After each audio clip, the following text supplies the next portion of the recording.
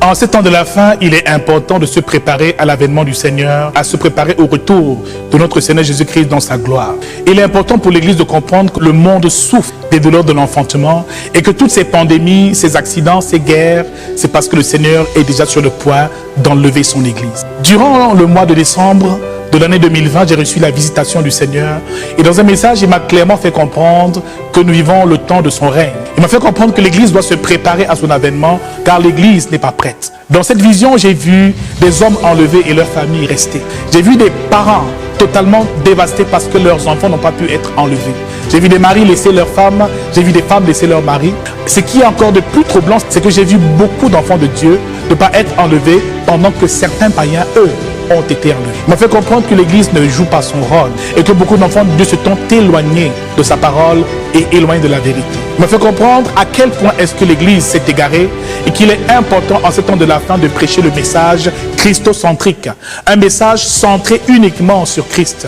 Un message centré sur la croix, centré sur sa mort, centré sur sa résurrection. Il dit que mes enfants se sont éloignés de moi. Ils m'adorent du bout des lèvres, mais leur cœur est éloigné de moi. Je fus troublé dans mon âme. J'ai dit, Seigneur, pourtant nous prions, pourtant nous jeûnons dans nos églises, pourtant nous baptisons les âmes, nous célébrons des cultes, nous faisons des messes, des cultes, des célébrations chaque jour pour ta gloire.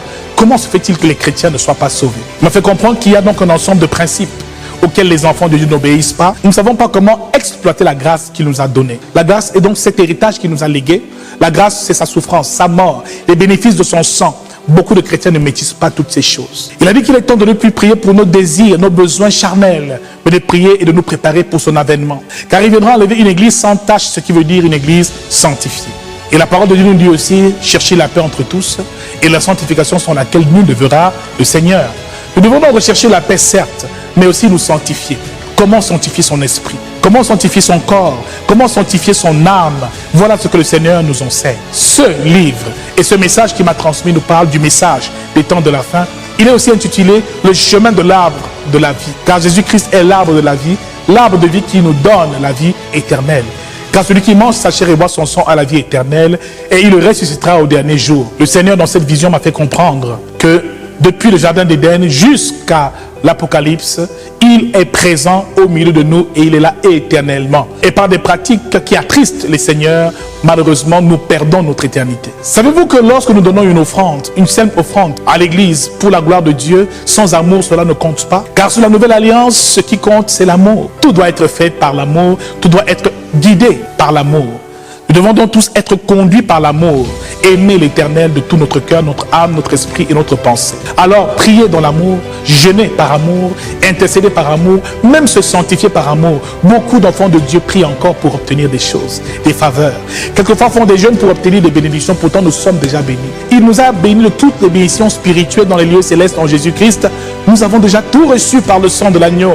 Il suffit simplement d'utiliser les clés spirituelles liées à sa mort, le sang qu'il a coulé. Chaque lieu où le sang de Jésus a coulé est une puissance qu'il donne à l'homme pour le combat spirituel, pour la victoire contre le monde des ténèbres. Mes amis, il y a tellement de choses que le Seigneur m'a révélées que je ne saurais tout vous dire en ce lieu. Ce message n'est qu'une introduction qui, naturellement, est le prélude d'une longue étude que nous ferons ensemble. Et certainement, vous serez naturellement bénis par cette parole. Alors, ce message est pour toutes les églises et pour tous les pasteurs, pour tous ceux qui ont envie de découvrir le Seigneur. Mais aussi, c'est un livre qui nous permet de nous préparer au retour du Seigneur. Comment préparer l'église? Comment devons-nous attendre le Seigneur? Comment prier? Comment l'adoration du Père doit se faire sous la nouvelle alliance et sous la grâce? Ce que beaucoup de chrétiens ignorent.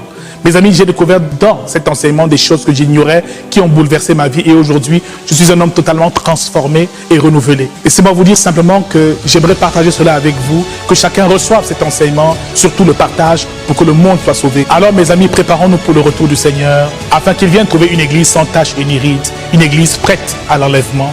Que Dieu vous bénisse.